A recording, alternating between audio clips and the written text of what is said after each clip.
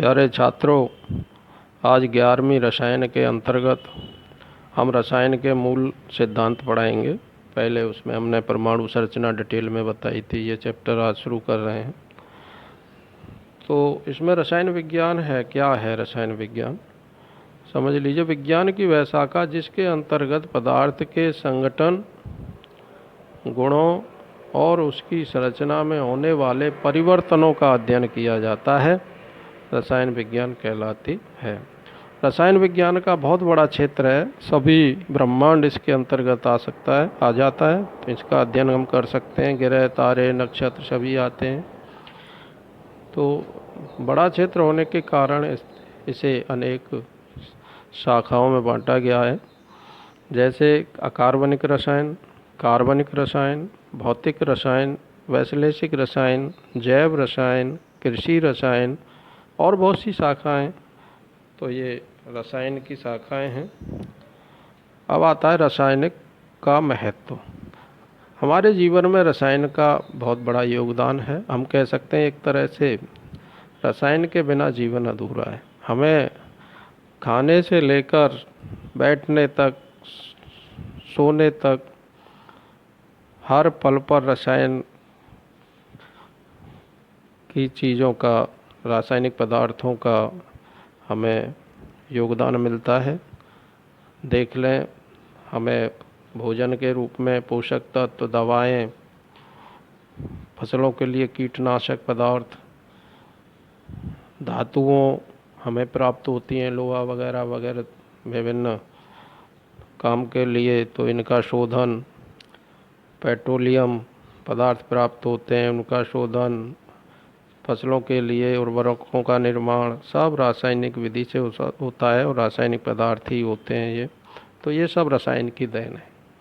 तो कहने का मतलब ये रसायन का जीवन के क्षेत्र में बहुत ही महत्वपूर्ण योगदान है। अब आता है पदार्थ। पदार्थ का वर्गीकरण।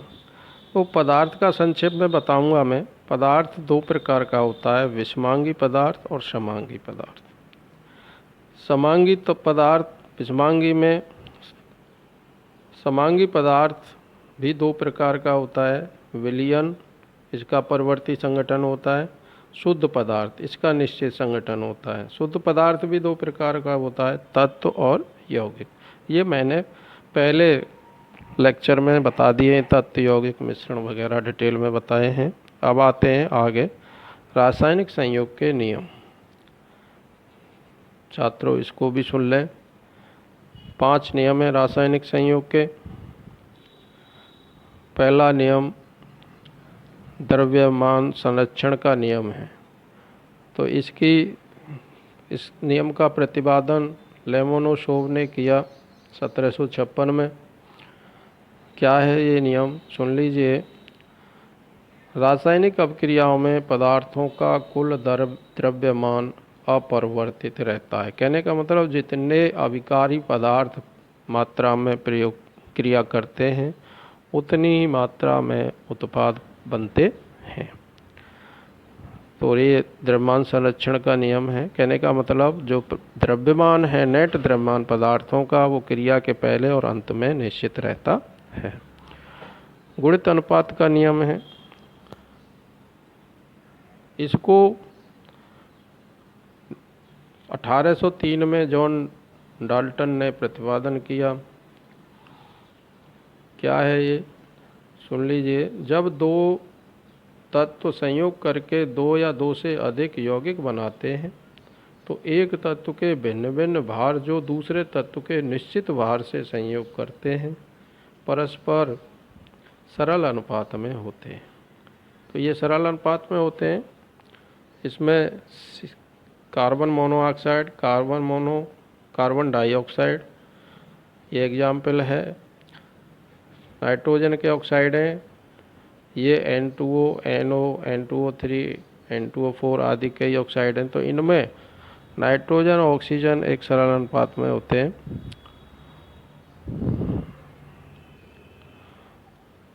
स्थिर अनुपात का नियम। इस नियम का प्रतिपादन प्राउस्ट ने किया। क्या है ये? प्रत्येक यौगिक का रासायनिक संगठन निश्चित होता है, चाहे वह किसी भी विधि से क्यों न बनाया गया हो। मतलब कहने का मतलब ये है कि संगठन में उसके में कोई परिवर्तन नहीं होता। जैसे कि आपका CO2 है, कार्बन डाइऑक्साइड, इसमें कार्बन और ऑक्सीजन का अनुपात निश्चित होता है, 3:8 में होती है। अब चाहे कार्बन डाइऑक्साइड किसी भी स्रोत से प्राप्त हो, लेकिन कार्बन और ऑक्सीजन का इसमें जो अनुपात है वो 3:8 ही होता है। चौथा है व्युत्क्रम अनुपात का नियम। इसका प्रतिपादन JB रिएक्टर ने किया 1792 में। ये क्या है? जब दो तत्व किसी तीसरे तत्व से अलग अलग संयोग करते हैं तो उन तत्वों के विभिन्न भार जो तीसरे तत्व के निश्चित भार से संयुक्त होते हैं परस्पर उसी अनुपात में होते हैं जिस अनुपात में वे परस्पर संयुक्त होते हैं। तो इसमें आप देख सकते हैं, जैसे एग्जाम्पल है H2O, H2S और SO2। तो ये H2 है, S में हाइड्रोजन और सल्फर का अनुपात 2:32 है।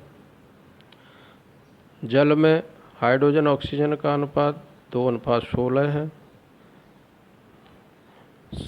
सल्फर डाइऑक्साइड में S और O का अनुपात 32:32 है।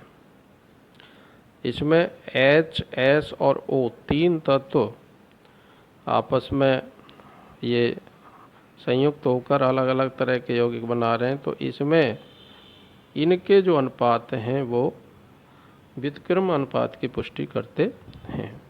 गैलूजैक का नियम ये क्या है? जब गैसें आपस में संयोग करती हैं तो उनके अबकारी आयतनों तथा अबक्रिया में बने गैसीय पदार्थों के आयतन में सरल अनुपात होता है। ये आयतनात्मक संबंधी नियम है।